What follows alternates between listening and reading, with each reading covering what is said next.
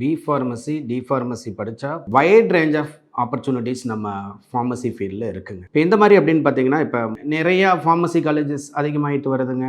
ஏன்னா மக்களுடைய பாப்புலேஷன்ஸ் அதிகமாகிட்டு வருது. ஃபார்மசி அப்படின்னாவே அதனுடைய பேக்ரவுண்ட் என்னங்க? மருந்து. டாக்டர் டயக்னோஸ் த டிசீஸ், அதுக்குண்டான ப்ரிஸ்கிரிப்ஷன்ஸ், அதுக்குண்டான மருந்து மாத்திரைகள் அதெல்லாமே பண்ணுறது, கொடுக்கறது, அதெல்லாமே யாருன்னு பார்த்தீங்கன்னா ஃபார்மசிஸ்ட் அப்படின்னு சொல்லுவாங்க. பிஃபார்ம் முடிச்சவங்கள, டிஃபார்ம் முடிச்சவங்கள ஃபார்மசிஸ்ட் அப்படின்னு சொல்லுவாங்க.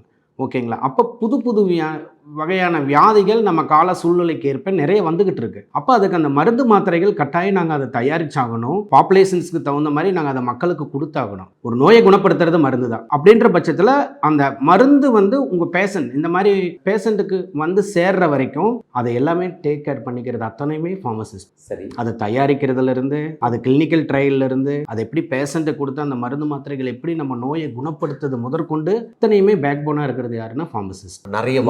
நிறைய வாய்ப்புகள் இருக்குது. மருந்து தயாரிக்கிற கம்பெனிகள் இந்தியாவில் நிறைய இருக்குது சார். ஆயிரக்கணக்கான மருந்து கம்பெனிகள் இருக்குது. அந்த மருந்து கம்பெனியில் மெயினாக ஒர்க் பண்ணுறது யாருன்னா ஃபார்மசிஸ்ட். டிப்ளமோ முடிச்சவங்க பேக்கிங் செக்ஷன் போவாங்க. பிஃபார்ம் முடிச்சவங்க உள்ள அந்த மருந்து தயாரிக்கிறாங்க அந்த ப்ரொடக்ஷன்ஸ் லைனுக்கு போவாங்க. அதுக்கப்புறம் பிஜி எம் ஃபார்மசி முடிச்சவங்க R&D அந்த மாதிரி ரிசர்ச் டைப்புக்கு போவாங்க.